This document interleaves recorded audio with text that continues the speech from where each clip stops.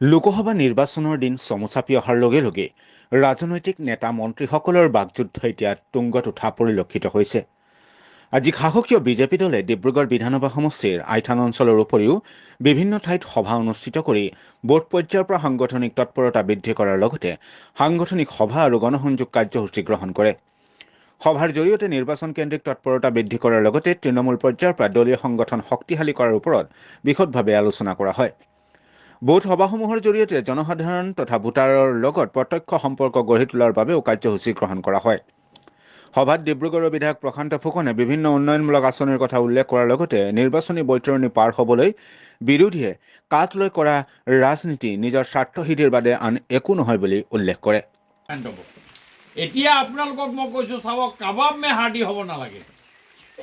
কাবাবত Hardy যদি থাকে তেতিয়া কাবাবটো খাই মজা নালাগে। সেইকাৰণে মই আপোনালোকক কৈছোঁ, বহুত কোনোবা আহিব মানুহ আপোনালোকৰ ওচৰত। আপোনালোকে মই যিটো কথা কৈছোঁ, যোৱা 20 বছৰে মই আপোনালোকৰ লগত আছোঁ আৰু আপোনালোকক মই যিখিনি কথা কৈছোঁ তাত কোনো হিন্দাৰি হোৱা নাই। মই আজি বুকুত হাত থৈ আপোনালোকক ক'ব পাৰোঁ, আজি আপোনালোকৰ এই অঞ্চলটো 2006 চনত কি আছিলে আপোনালোকে চাওক না। হ ভৌজি তো দেখল বা তোর রাস্তা নিমন রহল কা আরে কাহে লেকে বলো कुछ बोलो नो रास्ता ठीक रहल कि ना? अभी रास्ता ठीक बनल बाकी ना? अभी ठीक बा नो? हां वही कहता हम। कौन बनाइल बा तोहर रास्ता बा? नरेंद्र मोदी बनाइल बा, हिमंत विश्व शर्मा जी बनाइल बा, सर्बानंद सोनोवाल जी बनाइल बा, और तोहर रउआ देउर बनाल बा भौजी। হলো ভৌজি ঠিক বলো হ্যাঁ নিমন से बोलो যে রাস্তা নিমন से বন গইল বা, আমার মথারিয়া নিমন से বন গইল বা, हमारा मंदिर बन गइल बा। मंदिर बनल कि ना? बन गइल नो? हां तो ठीक बा। वही रवा वही सुने के खाली हम यहां खड़ा हो बबुआ खेले के आई तो हाथ संगे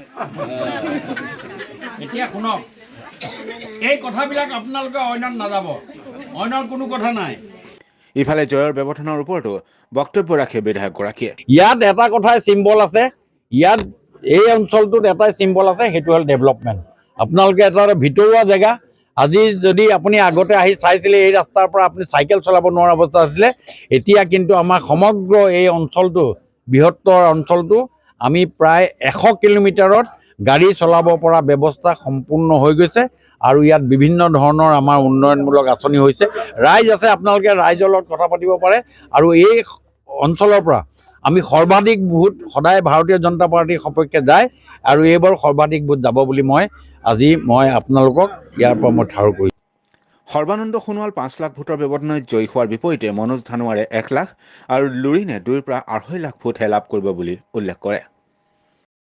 মনোজ ধানোৱাৰ হিচাপে 1 লাখ ভোট পাব, 1 লাখ ভোট পাব। লুৰিণজ্যোতি গগৈয়ে 2 লাখ পাব, 2,50,000 ভোট পাব, প্লাছ মাইনাছ ইমানখিনি ভোটেই পাব। আৰু বাকী গোটেইখিনি vote 10.5 lakh 11 lakh vote pole হ'ব। বাকীখিনি আমাৰ সৰ্বানন্দ সোণোৱালে পাব আৰু সৰ্বানন্দ সোণোৱালে 5 লাখ ভোটত ডিব্ৰুগড় সমষ্টিৰ পৰা জয়লাভ কৰিব।